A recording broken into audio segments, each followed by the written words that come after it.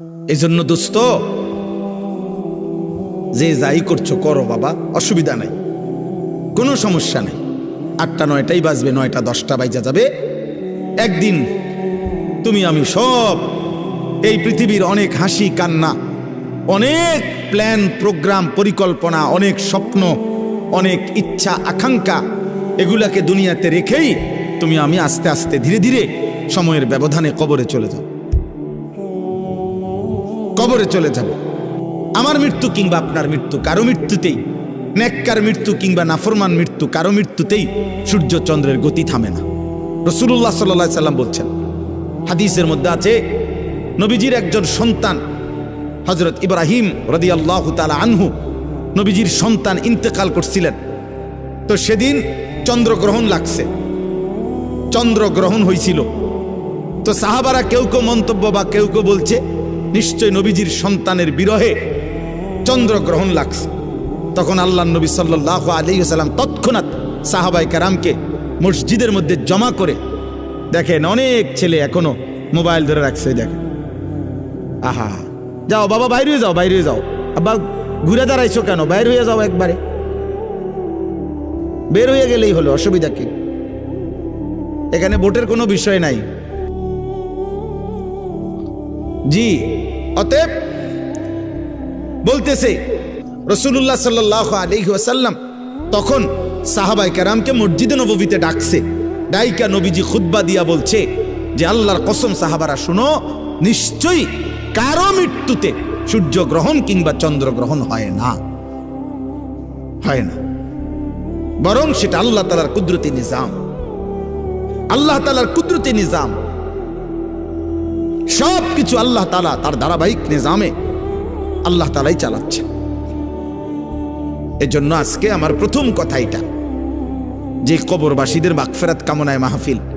ধরে নেন, কবরবাসীদের কথা মনে পড়েন, ওনাদেরও অনেক স্বপ্ন আকাঙ্ক্ষা পরিকল্পনা ছিল। ব্যস্ততম এই দুনিয়ায় ওনারাও, আমার আব্বারে আমি যতদিন বুঝছিল, আমার আব্বারে আমি যতদিন দেখছি, আমার আব্বা ফজরের নামাজের পর থেকে রাত 10টা পর্যন্ত আব্বাকে দেখতাম। এক নম্বরে উনি মানুষের বাসায় বাসায় কুমিল্লা শহরে একটা সাইকেল দিয়া প্রাইভেট পড়াইতো, এই বাচ্চাদেরকে কোরআন শরীফ শিখাইতো। আমার আব্বা আলেম ছিলেন, 5 ওয়াক্ত নামাজ মসজিদে ইমামতি করতেন, আর একটা প্রাইমারি স্কুলে মাস্টারি করতেন। এই 3টা কাজ ছিল আব্বার মূল, মসজিদের 5 ওয়াক্তের ইমাম, আর প্রাইমারি স্কুলের মাস্টারি করতেন, আর মানুষের বাসায় বাসায় প্রাইভেট পড়াইতো তখনকার সময়। তো আমার মনে আছে আব্বার এই সারাটা বছর দেখতাম কথা একটাই বেশি কইতো, আব্বা সময় নাই, আমার সময় নাই। যে এটা কইতাম মায় কইতো সময় নাই, সময় নাই, সব কিছুই তাড়াহুড়া, সময় নাই বাবা।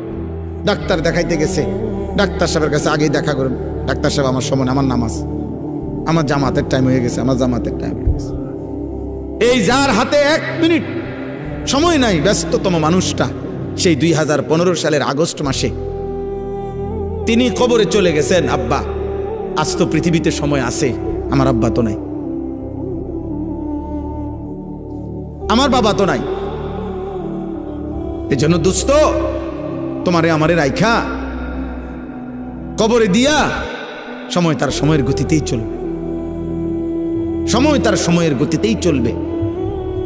আবার আমাদের সামনে মহান আল্লাহ পাক রব্বুল আলামিন মাহে রমজান আবারও আমাদের সামনে এনে দিয়েছেন,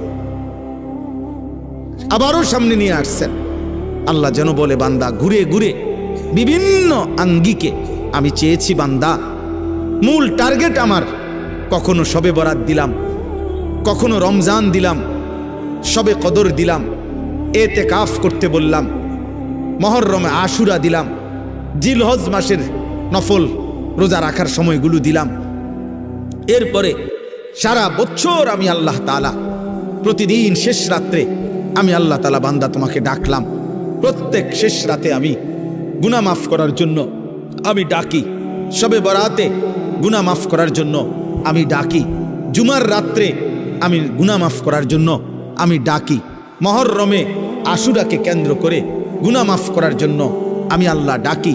রমজানের প্রতি সেকেন্ড ওয়ালিল্লাহি উতাকাউ মিনান নার, আল্লাহর জন্য আল্লাহ তাআলা প্রত্যেক রাত্রিতে কোটি কোটি বান্দার গুনাহ মাফ করে।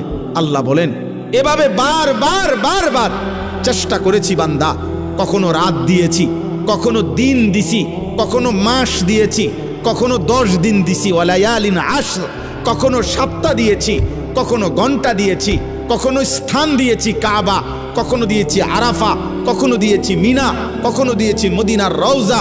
চারিদিক দিয়ে তোমারে চেষ্টা করছি জাহান্নাম থেকে বাঁচাইতে, জান্নাত দিতে।